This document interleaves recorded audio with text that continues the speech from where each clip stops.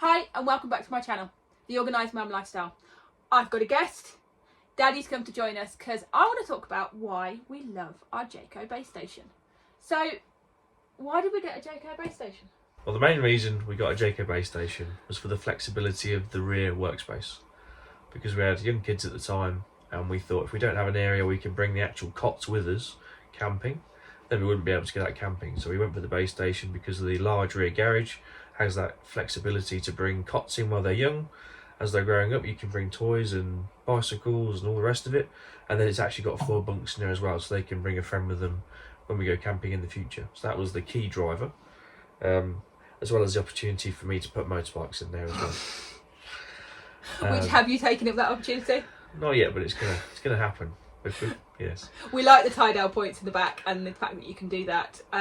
We did manage to get quite a lot of stuff in on the way back.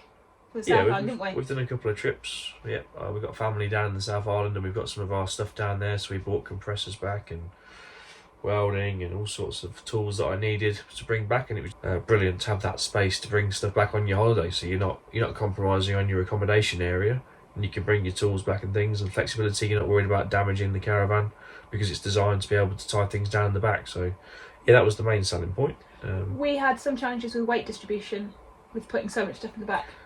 Yeah, the first time we came back, I got a bit excited and put loads of weight in the back, and we got about, I don't know, 2 kilometres down the road and the back of the caravan was fishtailing.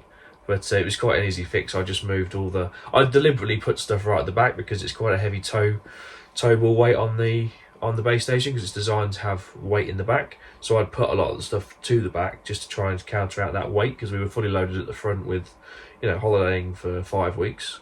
But it turned out it was a bit too much weight in the back, so I just moved it forwards in the garage, which was nearer to the wheels, and that balanced it out fine. So there was no reason, we didn't need to leave anything behind. It was just a case of moving it away from the back door. So that was things like the generator and the compressor that we had, which is particularly heavy. So moving those forwards, moved a good 100 kgs further forward. Yeah. One of the things we quite like about it is the anti-lock braking system and the anti-sway. And how many times has it proved itself? Only a couple of times, but the same place twice, unfortunately. So we were going over the desert road, going south the first time in a real windy, wet storm, and came over the top of a brow of a hill, and just the wind hit the side of the caravan. We were going a bit quick and really felt the caravan doing its thing, which was brilliant. Just slowed down and recovered. And then the same location, pretty much coming back the following year, we were coming over the top of a hill, and there was a rolled trailer at the bottom of the hill. And again, it was wet, and we kind of didn't slide down towards the parts, the queuing traffic, but it was a bit hairy. But you could definitely feel the brakes working on the caravan. Yeah. I've towed big trailers before, big cattle trailers, and when they start fishtailing, you've got to be very careful how you try and recover that. But with the Jayco braking system and the red arc in the Land Cruiser, yeah, it's fine really. It really does cover up any mistakes that you make. Yeah. You referred to the generator in that trip? Yeah, so we fortunately already had like a silent kind of suitcase, I think it's 2.5 kV inverter generator, but that's been brilliant to just put in the back when we go on long trips, just in case we're staying at a dock campsite with no power or off-grid somewhere at one of the NZMCAs, particularly with the kids, because we might want to run the microwave, or if it's been too hot or too cold, put the air conditioning on just while they go to bed to heat them up or cool them down. So that's been really, really good, and it just means you've got that flexibility. We had a few challenges with the first battery that we got with the base station, and it wasn't holding its charge. So we'd get up in the morning, even though we deliberately tried to not use the battery, and the battery was flat. So having the generator just meant there was no worries. We could plug it in, bring the side back in easy, and just carry on, no stress. We had spoken to a few other Jayco owners on campsites, and they always had that bit of anxiety, particularly with the slide outs, if they go flat in the morning. So it's great just to have that generator. We've obviously got the Jaytech off-road suspension with the base station. It means you can put the generator underneath the caravan, so if it's raining it's fine, because we were out in the Auckland flooding we had back in January. And even throughout that, we had the generator underneath the caravan running just to keep the heating on whilst we were doing some work in the caravan. So that worked brilliant. So definitely recommend getting a Jayco with the higher suspension. I think you can get Jaytech suspension with any of the models, but it really helps when you're off grid. Just put the generator underneath, and it's fairly quiet inside. You know it's on, but it's not distracting. So yeah, really recommend that for just travelling. You know, we've done 5-6 week trips, and it's just great to have it in the back when you need it. We got our base station in 2020 and it finally arrived in 2021, so it's a 2020 model, and there was a few optional extras. We're quite glad we got some optional extras. I think the storm covers was probably one of the best ones, wasn't it? Yeah, it was one of those that they didn't actually tell us about at the dealership. So we put the order in for the base station, and I'm not sure we'd actually seen one at the time, but we knew we wanted one. Have we seen one in real life? I don't think I'd seen one, and I paid the deposit, but I think you'd seen one. Yeah, somewhere. Maybe. Yeah, we still hadn't seen a base station because there were so many lockdowns. Yeah. So we got the storm. So I was online on the forums and spotted this cover, and went back to them and said, "Do we need to have storm covers?" And they were like, "Oh, well, so don't know." So they went and did some research and come back and said, "Well, there are optional storm covers." And we said, "Well, it sounds like we ought to get those." And they've been brilliant. So we've originally we were told you had to take them off every time you pack up, but we found a hack on the forum where you have a press stud halfway down the side, and you can push it up into the canopy, push it up into the lid, and it all folds away without taking it off. And having that extra layer when it does rain and wind and even noises just on the campsite, because obviously with the pop out you're kind of sleeping in almost a tent if you like. That extra layer just makes it a bit more private and quiet. So yeah, recommend getting those. Another good extra was the electric satellite. So you push a button and it just finds its own signal. So it takes a couple of minutes, but in terms of when you pull up to the campsite, if you come in, push the buttons to push the slide out and the awning, shoot over to the cupboard, press the button for the aerial. By the time the kids are out the car and then they're into the caravan, the aerial's found its satellite position and the TV's on, and it just makes for a better environment to continue the rest of the setup for the van whilst they're just watching the TV. Or sometimes we get a takeaway on the way to the campsite, so we can just give them some food when we get there. I think that was $2,500, but it was well spent $2,500. Yeah, it was. It wasn't. It was, I think, 3 options. There was a mechanical and 2 automatic options. We didn't go for the most expensive, but we went for the middle of the road, and it's good. The only drawback is if you turn the power off to the caravan when you leave, it resets the aerial. So when you come back in again, you have to turn it on, and that results in it closing and then opening, which takes about 5 minutes. So you quickly realise to not turn off the caravan power when you're at the campsite. If you forget to shut it down when you're about to leave, again, it can take about 5 minutes to close down, but you very quickly get into the habit of, I usually pack the caravan up and Mum takes the kids to the playground or something, and I'll just close that up halfway through, and I'll leave the telly on so I know when the screen goes blue that the aerial's all sorted, and then I can turn the telly off. Interrupting our video here at the halfway point, and I want to show you how much Monty loves our caravan. This is his caravan. It's made to sort of look similar to the base station, and he drives around with his own caravan on, and his little sister sits in the back of it. He loves it, and that's Monty's caravan. The ones I'm really pleased with is a simple one. It only comes with 3 ring burner. So why not have the 4? So we got the 4 ring burner on the gas hob, which is fantastic. It's just a simple, easy upgrade, that one. Yeah, it creates slightly more workspace as well, because I think the 3 burner lid's a bit of a strange shape. So with obviously the square 4 burner, it's really good. And yeah, we use the oven quite a bit, don't we?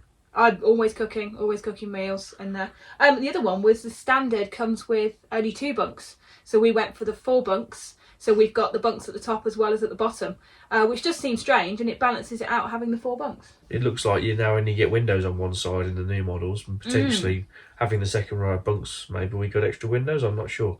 But the reason we kind of wanted to have the supports in the walls on both sides of the van, that's why we did it. So even if we wanted to take the bunks off in the future, at least we've got the strength is there. So I had a crazy idea about hanging a flat screen telly in the back when they become teenagers, and getting them the Xbox out there and things, provide to make the back into like a bit of a den. So we've got the option to do that when they get older. We also got the extra external TV bracket, so we can take the TV from the inside, mount it on the outside under the awning, And we've done that when we've had tea out there and we've had the cartoons on the TV, so that's been quite cool. Yeah, that's been nice. I think it's standard. I like the size of the fridge. It's a huge 170 litre fridge. I can take stuff out of my fridge at home and keep filling the fridge as if it was my fridge at home. So another upgrade we did was we got a second solar panel put on the roof. So I think we've now got maybe 300 watts potentially.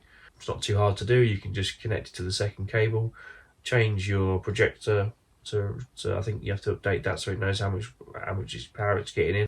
I love the fact it's got the bed that pops out, so you've also still got your table, which we're sat at here, which could also be a bed if you need it to be, but then you've got your bed set up. Yeah, okay, it's not an island bed and it's not permanently set up, but when you're set up for your trip away, you've got that bed and then you've got an additional bed, and on top of that you've got the bunk room, which you can close the door off and then you can move around in the main area.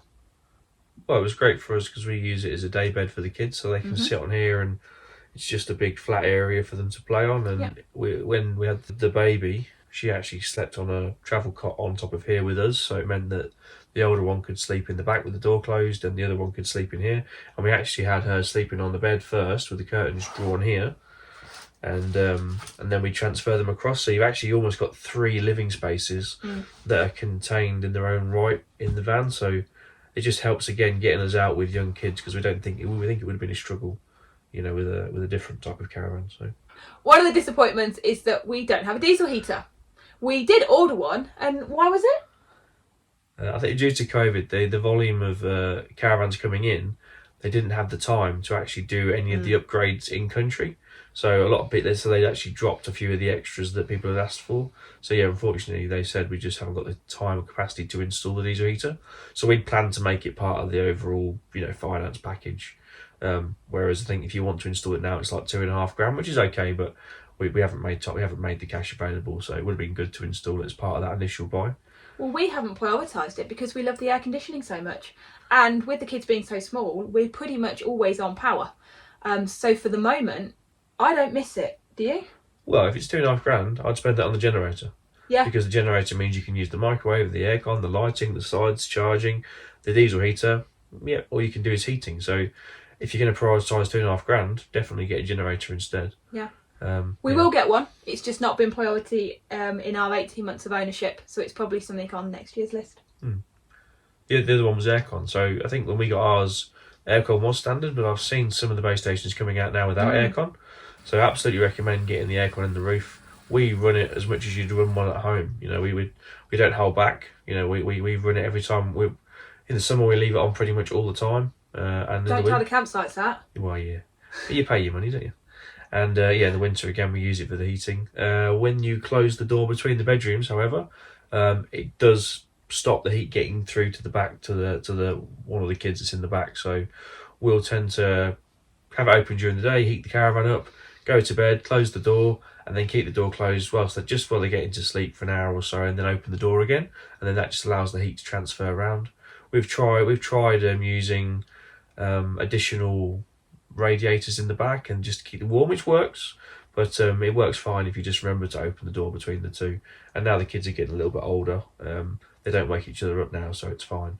But if you had young kids where you need to keep the door closed, you'd want either a second aircon unit, which is a bit extravagant, or just a electric heater.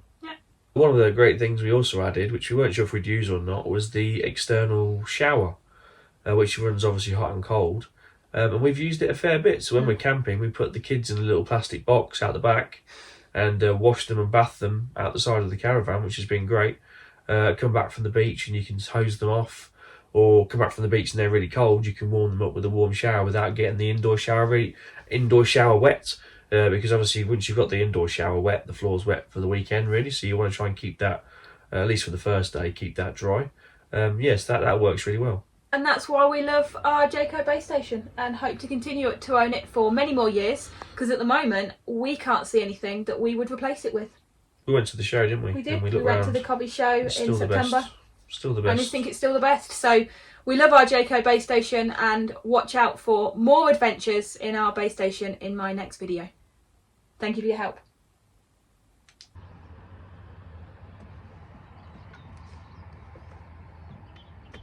You've made it all the way to the end. You've got to check out these outtakes.